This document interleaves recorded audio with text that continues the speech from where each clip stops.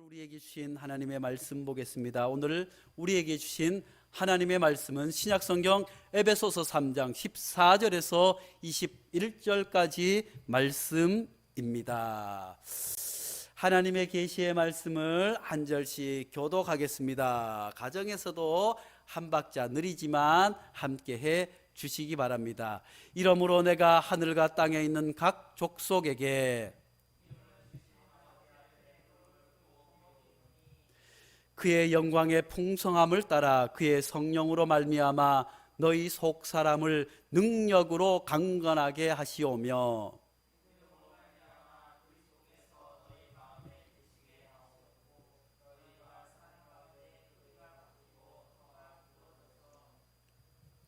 능히 모든 성도와 함께 지식에 넘치는 그리스도의 사랑을 알고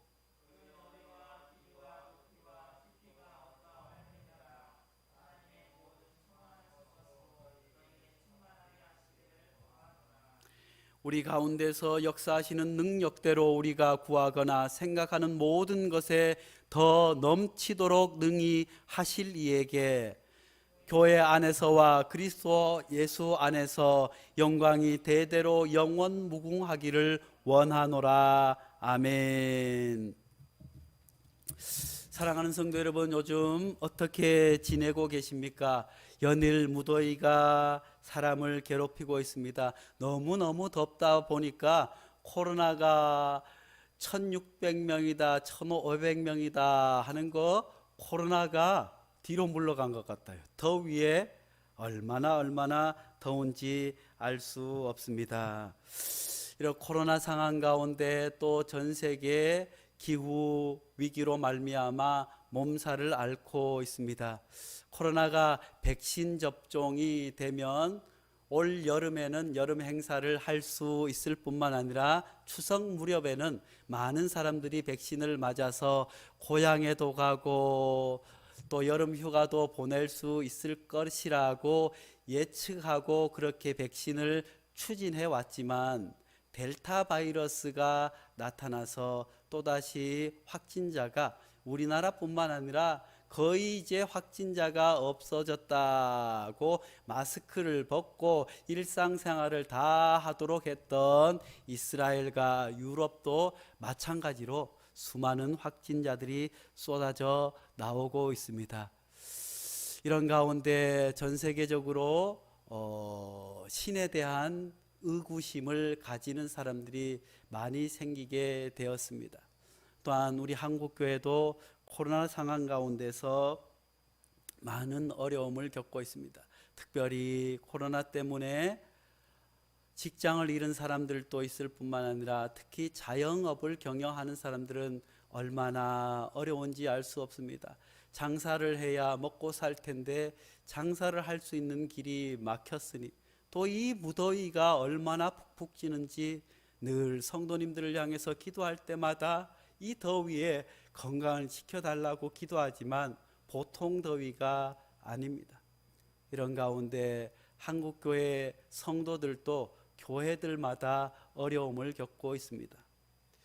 외적으로는 이제 코로나가 확진자들이 늘어나면서 코로나 초기에 신천지로 말미암아 대구에서 엄청나게 환자들이 쏟아져 나오면서 일반 믿지 않는 사람들은 이단이나 기존 교인이나 똑같이 보는 것 아니겠습니까? 그때부터 기독교에 대한 부정적인 이야기가 흘러나오더니 언론에서 연일 어느 교회에서 몇 명 나왔다, 무슨 기독교 단체에서 쏟아져 나온다 하니까 사람들이 교회를 멀리하는 것이 아니라 이제는 아예 교회를 외면하고 믿는 사람들을 지긋지긋한 사람들이라 너희들만의 공동체라고 하면서 교회가 큰 어려움을 당하고 있습니다. 밖으로는 사람들로부터 욕을 먹습니다. 불신을 넘어서 이제는 미움의 대상이 되어버린 것 같은 세상 속에서 우리가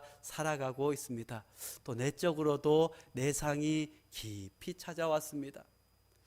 그동안에는 교회가 여러 가지 행사를 하면서 또 말씀을 가르치면서 교회가 북적북적하고 늘어났습니다. 그저 어려운 상황이었지만 교회가 침체된다, 부흥기가 끝난 것이 아니냐 함에도 불구하고 전도를 열심히 하고 해서 그저 교회들마다 성도들이 차고 넘치고 주일마다 그저 교회 주변에 차 댈 곳이 없어서 또 믿지 않는 사람들로부터 왜 주일에 그렇게 차를 많이 대냐, 그러니까 교회는 아이고 평소에는 우리 교회 주차장을 쓰시면 되지 않겠습니까 하고 지내왔습니다. 그렇지만 예배를 드리지 못하고 함께 모이지 못하니 성도들마다 믿음이 연약해진 분이 많이 있습니다.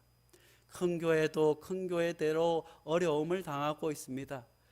성도들의 한 30%가 이제 연락 두절인 상태인 교회가 얼마나 많은지 알 수 없습니다. 작은 교회는 작은 교회대로, 특히 우리 교회처럼 월세를 내야 하는 교회, 그런 교회들은 얼마나 어려움을 겪는지 알 수 없습니다.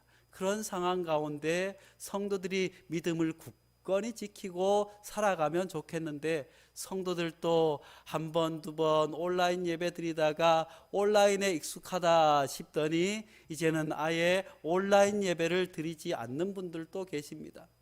뿐만 아니라 초기에는 아이고 목사님 보고 싶어요, 언제 다시 만날 날을 기대합니다 했던 사람들도 이제 시간이 점점 길어지면서 문자를 해도 전화를 해도 받지 않는 성도들이 교회들마다 많이 있습니다. 사랑하는 성도 여러분, 우리 성도님들 오늘 예배드리는 온라인으로 줌으로 예배드리는 우리 성도님들은 믿음이 든든하십니까? 요즘 같은 때에 어떻게 지내고 계십니까? 김동호 선교사님이 인도네시아에서 한국으로 들어왔습니다. 자칫하면 들어올 수 없는 상황이 될 뻔했지만 그 직전에 용케 비행기를 표를 끊어서 한국으로 들어왔습니다.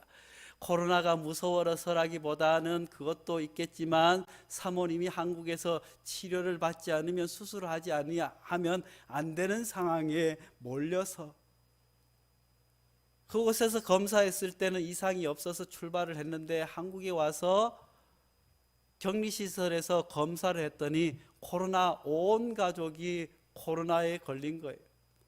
그래서 병원에 입원했는데 제가 전화 드릴 때 김동호 선교사님은 기침 때문에 말을 하지 못할 정도로 심한 상태였습니다. 사모님도 어린아이도 병원 생활이 얼마나 어린아이들은 답답하겠어요.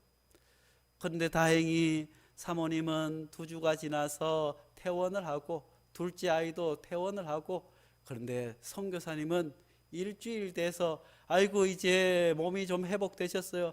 아이고 형님 아직 퇴원을 못했어요. 왜 그래요? 면역 수치가 올라가지를 않아요.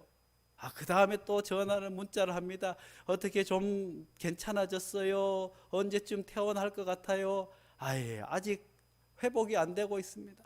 그러다가 지난주에 퇴원을 하게 되었습니다. 이 코로나 상황 가운데 한국교회의 위기를 보며 그동안에 한국교회가 외적으로는 굉장히 부흥하고 성장하고 힘 있는 것 같았지만 내적으로는 너무나도 쇠약해져 있음을 보입니다. 김동호 선교사님도 우리 교회 오셨을 때도 너무너무 왜소해지셔서 걱정이었는데, 코로나는 검사에서 나오지 않는데 면역력이 떨어질 대로 떨어진 면역력이 회복되지 않는 거예요. 이 코로나 상황에서도 마찬가지 아니겠습니까? 코로나 상황 가운데서도 초기에 확진자들이 많이 나오지 않았습니다. 그저 많이 나와야 100명, 200명대에 있고 대구에서 신천지로 인해서 많이 나올 때도 지금보다는 적게 나왔지만 그때는 온 나라가 걱정이었습니다. 병실도 부족하고 죽는 사람도 많았습니다. 왜 그럴까요? 면역력이 약한 어르신들이 코로나에 많이 걸렸습니다. 어르신들과 연약한 분들과 요양원에 계신 약한 분들이 코로나에 많이 걸려서 그런 분들이 또 치사율도 더 높아지니까 많이 돌아가신 것 아니겠어요? 힘들어진 것 아니겠어요? 병원에서 사투를 벌인 것 아니겠어요? 그렇지만 지금의 상황은 1600명, 1500명 되는데도 그때처럼 불안해하지 않습니다. 이제 어르신들은 대부분 주사를 다 맞았기 때문에 젊은이들이 20대, 30대 혈기왕성한 젊은이들이 확진자들이 늘어나요.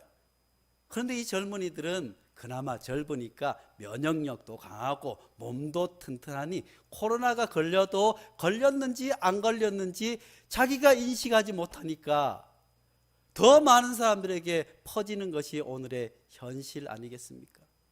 건강한 사람에게는 코로나가 비켜갈 정도로 큰 문제가 아니지만 약한 사람에게 코로나가 문제인 것 아니겠어요?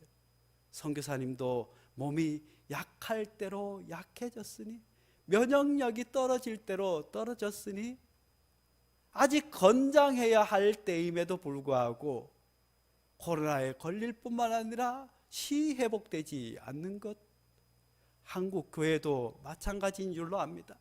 한국 교회가 외적인 성장만큼이나 내적으로 건강하고 튼튼했다면, 내적으로 온전했다고 한다면 이 코로나 위기 상황 가운데 세상 사람들이 아무리 욕을 하고 비난을 하더라도 한국 교회가 흔들리지 않았을 것입니다. 한국 교회 성도들의 믿음이, 개인적인 믿음이 하나님의 말씀 안에서 튼튼하고 늘 하나님과 동행하며 기도하며 숨쉬며 믿음이 튼튼했다고 한다면, 교회를 한두 번 빠진다고 해서, 온라인 환경이라고 해서 그 믿음에 문제가 생기지 않겠지만, 겉으로 보기에는 건강합니다. 교회 열심히 올라옵니다. 봉사도 열심히 합니다. 헌신도 열심히 하지만 그 내면의 믿음에 약해져 있으니, 약할 대로 약한 믿음이 되어버렸으니, 이런 상황 가운데 넘어지고 쓰러지고 중한 병에 걸리지 않았겠습니까? 오늘 사도 바울은 오늘 시대와 같은 박해로 인해서, 외부적인 고난으로 인해서 내적인 어려움을 겪고 있는 에베소 교회 교인들을 향해서 마무리하면서 하나님 앞에 내가 이렇게 간절히 기도한다고 말씀해 주고 있습니다. 그들이 연약하지만, 그들이 부족하지만 사도 바울은 에베소 교회 교인들이 온전히 서기 위해서 하나님 앞에 간절히 기도하며 뷰하게 말씀을 오늘 해주고 있습니다. 오늘 본문 말씀은 그 시대 에베소 교회 교인들을 향해서 하는 말씀일 뿐만 아니라, 겉으로는 화려하고 크고 웅장해 보이지만 내적으로는 썩을 대로 썩고 병들 대로 병들고 약하디 약한 우리 한국교회와 우리 믿음의 사람들을 향해서 들려주는 하나님의 말씀인 줄로 믿습니다. 오늘 말씀을 우리말 성경으로 제가 봉독해 드리겠습니다. 그러므로 여러분을 위해 내가 당한 환난 때문에 여러분이 낙심하지 않기를 당부합니다. 이는 여러분에게는 영광입니다. 이러므로 아버지 앞에 내가 무릎을 꿇고 빕니다. 아버지께서는 하늘과 땅에 있는 모든 족속에게 이름을 주신 분입니다. 하나님께서 여러분에게 그분의 영광의 풍성을 따라 성령으로 인해 여러분의 속사람을 능력으로 강건하게 하시고, 믿음으로 인해 그리스도께서 여러분의 마음 한가운데 거하게 하시기를 빕니다. 여러분이 사랑 안에서 뿌리가 박히고 터가 굳어짐으로 모든 성도들과 함께 능히 그리스도의 사랑의 너비와 길이와 높이와 깊이가 어떤지를 깨닫고 지식을 뛰어넘는 그리스도의 사랑을 알아 하나님의 모든 충만하심으로 정도에까지 충만하게 되기를 기도합니다. 우리 안에서 역사하시는 능력을 따라 우리가 구하고 생각하는 모든 것보다 훨씬 더 넘치도록 하실 수 있는 분에게 교회 안에서와 그리스도 예수 안에서 영광이 대대로 영원 무궁하기를 빕니다. 아멘. 사도 바울은 에베소 교회 교인들을 향해서 간절하게 편지하며 간절한 마음으로 기도하고 있습니다. 사랑하는 성도 여러분, 코로나로 인해서 많은 것이 갈라졌습니다.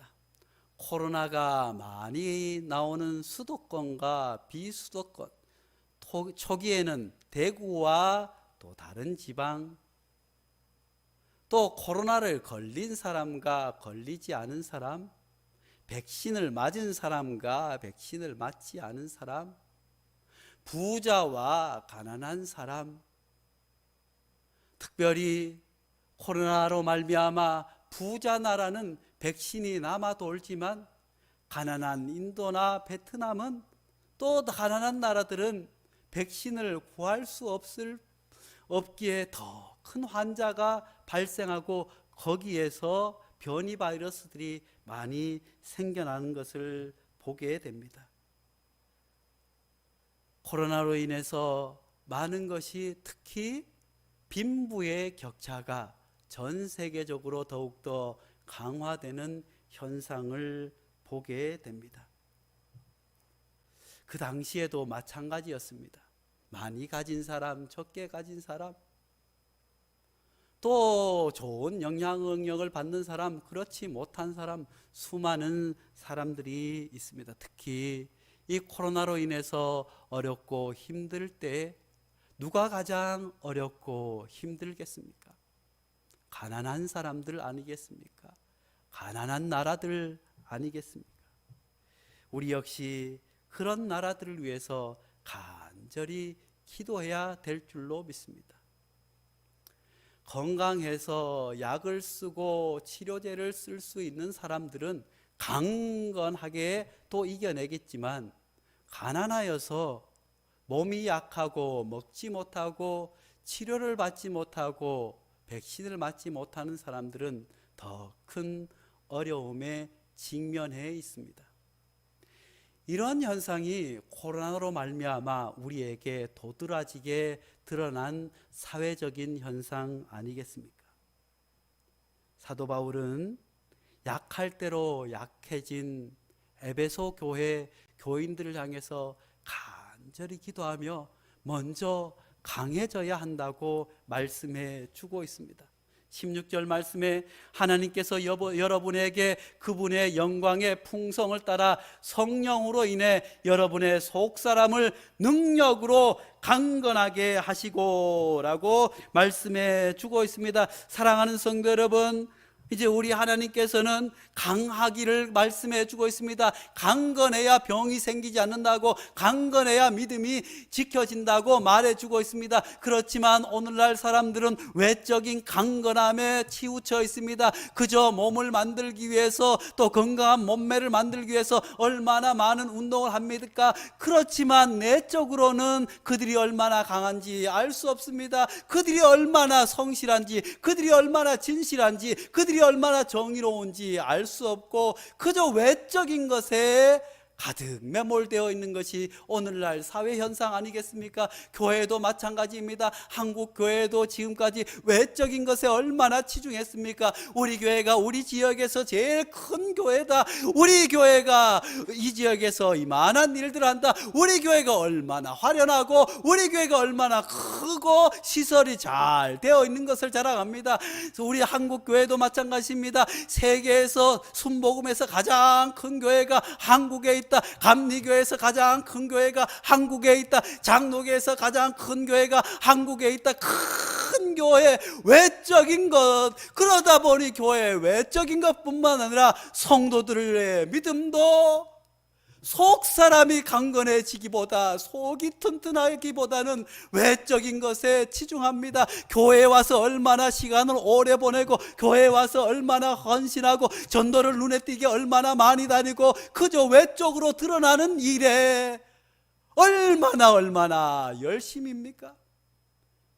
그렇지만 정작 내적인 문제에서는 연약해질 대로 연약해져서 그저 코로나가 툭 터지고 나니 교회에 올라오지 못하고 말씀을 가까이 하지 못하고 봉사하지 못하니 믿음이 약할 대로 약해져 중병에 있는 사람들이 얼마나 많습니까?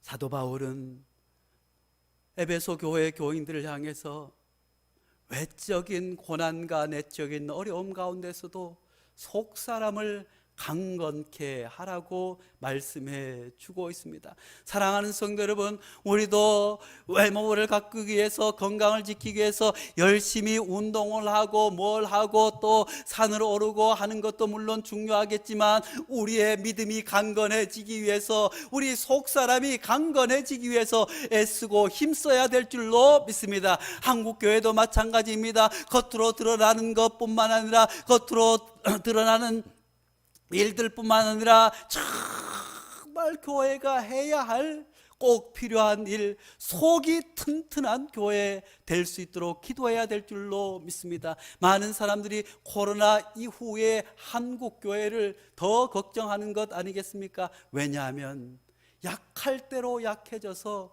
코로나로 말미암아 큰 내상을 입은 한국 교회가 면역력이 약해서 빨리 회복하지 못하는 약한 사람들처럼 약할 대로 약해진 한국교회가 이 위기 이후에 다시 건강을 회복하여서 하나님 나라의 복음을 증거하고 하나님 나라를 세워가고 하나님을 예배하는 그런 건강한 모습을 회복하는지 의문을 갖는 사람들이 많이 있지만, 우리 모두가 내적인 건강을 찾을 수 있기를 간절히 축복합니다.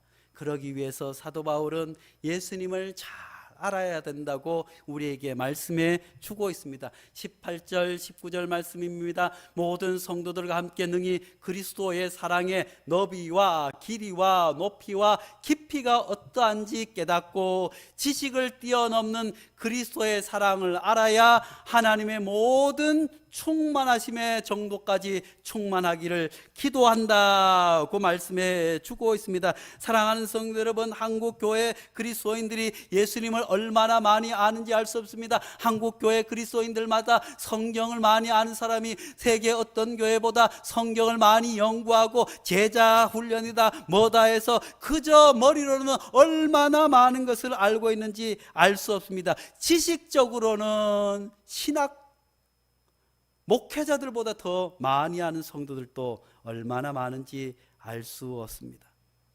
예수님에 대하여 듣고 예수님에 대해서 알고 지식적으로는 가득 차 있지만 정작 예수 그리스도의 십자가의 복음, 그리스도의 그 너비와 그 사랑의 깊이와 그 넓이는 알지 못합니다. 예수 믿으면서 시간이 지나면서 예수 믿고 살아왔지만 우리가 예수님을 닮은 삶을 살아가지 못하는 이유가 무엇이겠습니까? 교회 다니면서 열심히 교회 와서 봉사하고 주일에도 오고 무엇도 하지만 예배 드리면서도 예배에 감격이 없이 예배 드리면서 드리는 성도들이 얼마나 많습니까?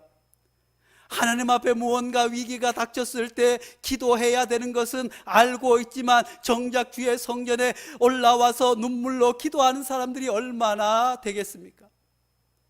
정말 이 위기의 때에 어렵고 힘든 사람들을 더위에서 지쳐있는 연약한 사람들, 그들이 혹시 우리 주변에 있는 사람들이 있나 살피고 사랑을 나누어야 하는 것은 머리로는 알지만 가슴이 차가워서 그들에게 한부 한번 묻지 못하고 찾아가지 못하는 성도들이 얼마나 많습니까? 그리스도 예수 안에서 아름다운 교회 성도들 되어 주셨사오니 세상에 많고 많은 사람들 가운데 이 베델 교회에 우리를 불러주셨으니 서로 보지 못하고 어떻게 지내는지 안부하고 교제해야 되는 것을 머리로는 압니다. 전화해야 되는 것 알지만 직접 문자를 보내거나 전화해서 어떻게 지내요? 함께 기도할게요 하지 못하는 것이 우리들 아니겠습니까? 알기는 안다고 하지만 진짜로 아는 것이 아닙니다. 그렇지만 그런 우리들이지만 주님께서는 우리를 버리지 않으신 줄로 믿을 수 있기를 간절히 축원합니다. 우리는 예수님을 인식하지 못하고 살아가는 순간에도 예수님께서는 우리 마음에 찾아와 주셔서 우리를 위로해 주시고, 그런 우리를 붙들어 주시고, 그런 우리를 위해서 성령께서 말할 수 없는 탄식으로 우리를 위해서 아파하며 기도하고 있는 그 주님을 만날 수 있기를 간절히 축복합니다. 머리로서 아는 것 내적으로 강건해질 수 없어요. 우리의 삶을 가만히 돌아볼까요? 코로나 이후에 우리는 정말 내적으로 건강한 성도였습니까? 우리 교회는 내적으로 강건한 교회였습니까? 그럼에도 불구하고 우리 주 예수 그리스도께서는 우리를 사랑하시는 줄로, 우리 안에 계시는 줄로, 텅텅 비어있는 우리 베델교회 안에 찾아와 계심을 믿을 수 있기를 간절히 축복합니다. 요한복음 14장 8절 말씀입니다. 내가 너희를 고아와 같이 버려두지 아니하고 너희에게로 오리라. 한국교회가 이렇게 세상으로부터 지탄의 대상이 되었고, 연약해질 대로 연약하고 외적으로는 튼튼해 보이지만 연약한 한국교회이지만 그 안에서 신앙생활하는 우리지만 고아와 같이 버려두지 아니한다고 말씀해 주고 있습니다. 마태복음 28장 20절 말씀입니다. 내가 세상 끝날까지 너희와 항상 함께 있으리라. 아무리 이런 어려운 가운데서도 하나님께 한 번 택한 사람, 예수 그리스도를 믿음으로 고백한 사람, 그들과 주님께서는 영원토록 함께 계신다고 끝날까지 함께 계심을 믿을 수 있기를 간절히 축복합니다. 고린도후서 13장 5절 말씀에는 뭐라고 말씀하십니까? 너희가 믿음에 있는가 너희 자신을 시험하고 너희 자신을 확증하라. 예수 그리스도께서 너희 안에 계신 줄을 너희가 스스로 알지 못하느냐. 이 어렵고 힘든 때일수록 우리는 이 위기 가운데서 나 자신을 시험하고 돌아보아야 할 줄로 믿습니다. 하나님의 거룩한 말씀은 우리의 인생의 거울이 되는 줄로 믿습니다. 어렵고 힘들 때마다 우리가 말씀 앞에 서야 하는 이유가 다름 아니라 여기에 있는 줄로 믿습니다. 말씀이 우리를 비추어 줍니다. 우리의 처한 상황, 우리의 믿음의 상황, 우리의 내면을 말씀이 비추어 주기 때문에 우리는 말씀 앞에 더욱더 가까이 서야 할 줄로 믿습니다. 이런 위기 때 우리는 하나님 앞에 더욱더 간절히 기도해야 될 줄로 믿습니다. 하나님 앞에 기도의 시작은 내 소원으로 기도를 시작할지라도 하나님 앞에 기도하고 또 기도하면 이 위기의 때에 하나님께서 나를 통해서 하실 하나님의 뜻을 발견하게 될 줄로 믿습니다. 이 힘들고 어려운 때에 한국교회가 온전히 하나님의 말씀과 기도 앞에 섬으로 말미암아 이후에 한국교회가 걸어가야 할 길을 하나님께서 보여주실 줄로 믿습니다. 사랑하는 성도 여러분, 그렇다면 우리가 예수 그리스도께서 내 마음에 오심을 어떻게 알 수 있을까요? 16절 말씀에 성령으로 말미암아 너희 속사람을 강건하게 하옵시며, 하나님께서는 우리의 속사람을 강건하게 하기 위해서 성령을 부어주신 줄로 믿습니다. 오직 성령의 충만함을 받으라. 성령을 받으면 권능을 받고 능력을 받아서 너희가 예루살렘과 온 유다와 사마리아와 땅끝까지 이르러 내 증인이 된다고 말씀해 주지 않으셨습니까? 그러므로 사랑하는 성도 여러분, 오직 성령의 충만함을 받을 수 있기를 간절히 축복합니다. 요한복음 16장 26절에는 예수님께서 말씀하시기를 성령께서 하시는 첫째 일이 예수님을 알게 하시는 것이라고 말씀해 주고 있습니다. 우리가 예수님을 안다고 하는 것, 그것은 성령으로 알아가는 것이에요. 성경 공부를 많이 하고 성경 지식을 알고 어떤 유명한 목사님의 말씀을 많이 들어서 알아가는 것이 아닙니다. 그렇지만 한국교회는 아는 사람이 너무 많아요. 안다는 것, 그 의미가 무엇일까요?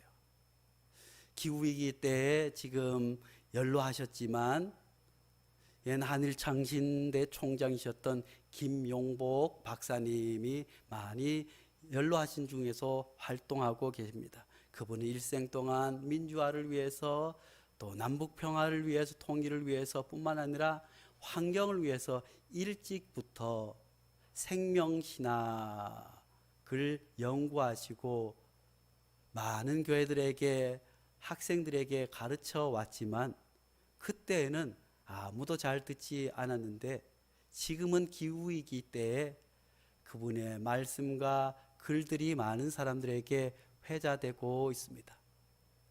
제가 어떤 모임에 갔더니 이 기후 위기가 어떻고 생명신학이 어떻고 생태신학이 어떻고 뭐가 어떻고 얼마나 잘 아는지 몰라요. 환경 문제에 대해서도 남북 문제에 대해서 얼마나 잘 아는지 몰라요. 아이고 어떻게 그렇게 잘 아세요 하니까 제가 말이요 김용복 박사님에 대해서 잘 알고 있다고. 아이고 그러면서 그분이 학교를 어디 나오고 그분이 어떤 책을 쓰고 그분이 또 어디 학교에서 강의하고 지금은 또 어디에서 석자 교수를 하고 뭐 어떻고 얼마나 잘 아는지 몰라요. 근데 가만히 들어보니까 잘 모르는 것도 더 많아요. 그분은 어떻게 잘 아세요 하니까 자기가 책도 보고 강연도 들어보고 그랬다고 하면서 제가 좀 모자라 보이잖아요. 어디 가면 드러나 보이진 않잖아요. 좀 모자라 보이고 뭐 한지 그분 한번 만나보라고 자기가 주선해 주겠다고 막 이야기를 하고 그래가지고 혹시 그분 전화번호는 아세요 하니까 제가 알아보면 저는 가끔 통화하는데요. 저는 그분에게 오랫동안 함께 배우고 함께 했었습니다. 그분이 아는 것은 지식적으로 또 무엇을 통해 알지만 저도 잘 안다고 어디 가서 얘기하지 못합니다. 감히 안다고 얘기하지 못합니다. 안다고 하는 것은 그의 전부를 알아가는 것 아니겠어요? 부인이 남편을 알아 하는 것하고 다른 사람이 그 남편을 아는 것하고 다른 것 아니겠어요? 사랑하는 성도 여러분, 안다고 하는 것은 지식적으로 아는 것이 아닙니다. 지식적으로 예수를 아는 사람이 얼마나 많아요? 성경을 저보다 더 잘 아는 스님도 제가 만나봤다니까요. 도올 김용옥이라고 아세요? 도올 김용옥 이 양반은 신학을 공부하지 않았어요? 책도 얼마나 많이 썼는지 몰라요. 도올 김용옥 알아요? 몰라요? 내가 말이죠! 하는 사람이 있어요. 그러게 말이죠. 교회가 다 썩었어요. 한국대. 그러면서 성경에 대해서도 이분이 기독교 성서 이해라고 하는 책도 썼어요. 우리는 잘 모르지만 신학생들이나 아는 도마복음에 대해서도 얼마나 깊이 있게 연구했는지 도마복음의 이해, 도마복음 주해에서 도마복음에 관해서는 웬만한 신학 박사들보다 더 잘 아는, 신학자들보다 더 잘 아는 사람 아니겠어요? 그런데 이 사람이 아는 것, 그 사람이 예수 이름으로 다른 사람을 병을 낫게 했습니까? 그 사람이 예수 이름으로 누구를 영향력을 줬습니까? 그 사람이 예수 이름으로 구원받은 것 아니잖아요. 아무리 머리로는 많이 안다고 할지라도 성령을 통해서 예수님을 인격적으로 만나 내가 예수님의 말씀을 얼마나 큰 죄인인지, 내가 예수로 말미암아 구원받았다고, 예수 그리스도의 보혈 아니고는 내가 살아갈 수 없다고 하는 이 깨달음, 그 만남만이 예수님을 아는 것 아니겠어요? 사랑하는 성도 여러분, 성령 충만하여 예수님을 알아가는 것 아니겠어요? 교회 안에도 아는 사람 얼마나 많은지 알 수 없어요. 어떤 사람들은 설교를 하다 보면 열심히 적고 적다가 말씀을 증거하다 보면 가끔 실수할 때가 있어요. 저도 실수할 때가 많은데, 특히 안 보이던 새 가족이 오거나 하면 원고에 있는데도 틀려요. 우리 방송부도 분명히 이렇게 잘 저는 틀릴 때가 있지 않겠어요? 틀린 것도 있겠지만 그걸 잘 적어요. 그리고 예배 마치고 목사님 그거는 이렇고 저렇고 틀린 것 아니에요?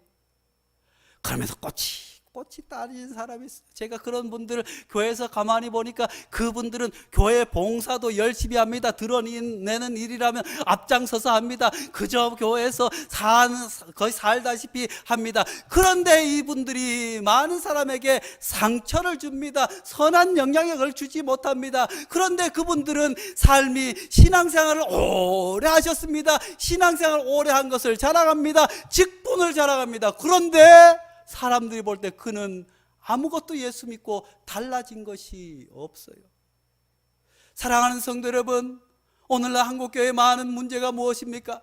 많은 그리스도인들이 예수 그리스도를 구주로 고백하고 예수를 믿고 죄사함 받고 회개한 데서 그쳐버리고 맙니다.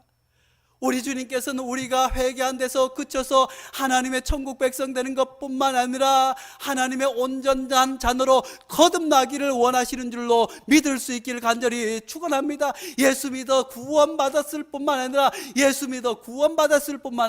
그가 욕심을 내려놓고 그가 타인을 위해서 봉사하고 그가 자신을 돌아보며 끊임없이 성숙하며 성장하여서 그리스도에게까지 자라 마침내는 사랑하다 원수까지도 사랑할 수 있는 그런 사람으로,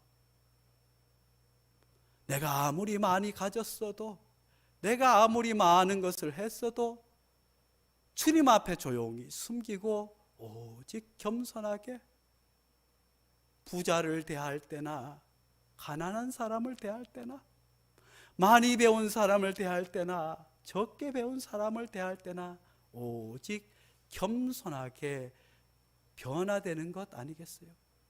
사랑하는 성도 여러분, 우리가 정말로 예수님을 안다고 한다면 우리가 달라져야 되는 것 아니겠어요?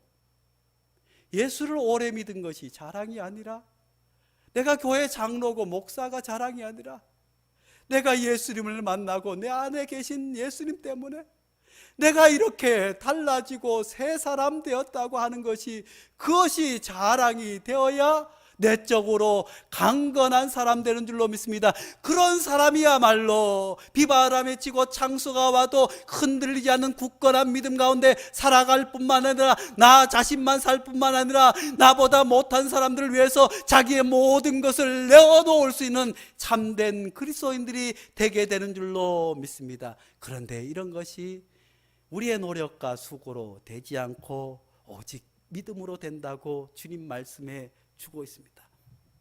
17절 말씀입니다. 믿음으로 말미암아 그리스도께서 너희 마음에 계시게 하시었고 너희가 사랑 가운데서 뿌리 박히고 터가 굳어져서, 사랑하는 성도 여러분, 우리가 예수 그리스도를 믿기만 하면 주님께서 성령을 부어주셔서 우리의 속사람을 강건하게 하여 주시고 강건하게 해 주실 뿐만 아니라 우리가 예수 안에서 다른 사람에게 선한 영향력을 끼치고 아무리 힘들고 어려운 상황 가운데서도 믿음 흔들리지 아니하고 그리스도의 사랑을 온전히 실천하는 참된 믿음의 사람.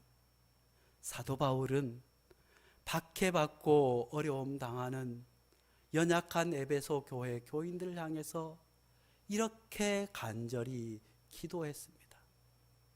주님께서는 오늘 외적인 성장과 화려함과 아름다움보다는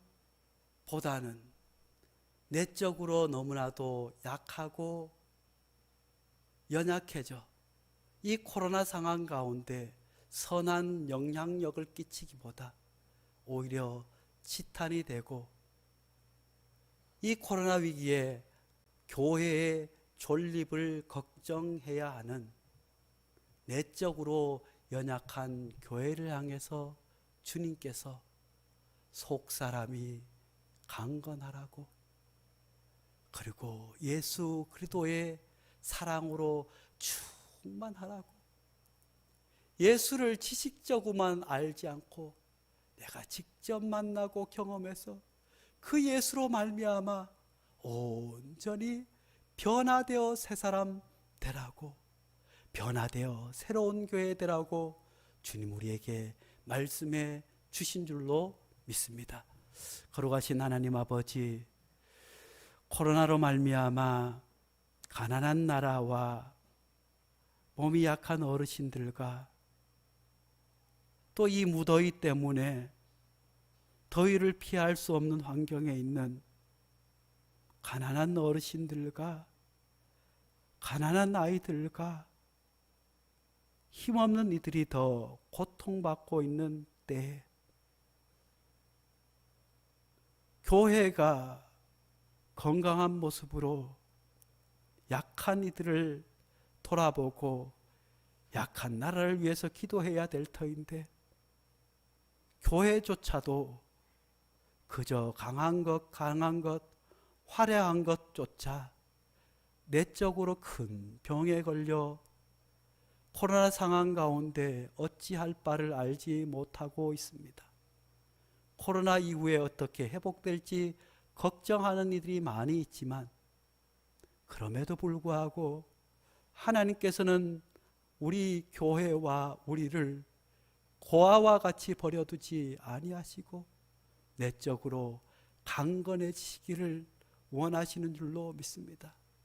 이미 우리 안에 계신 예수님을 다시 한번 인식하고 말씀의 거울 앞에 나를 성찰하는 기도를 올림으로 속이 튼튼한 한국교회 되게 도와 주시옵소서.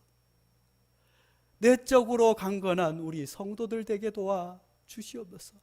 늘 성령 충만하여서 날마다 그리스도 안에서 믿은 세월을 자랑하고 직분을 자랑하기보다 주님으로 말미암아 내가 변화되고 새 사람 된 것이 주님 앞에 기쁜 자랑거리가 되는 성도들 되게 한국 교회가 되게 축복하여 주시옵소서.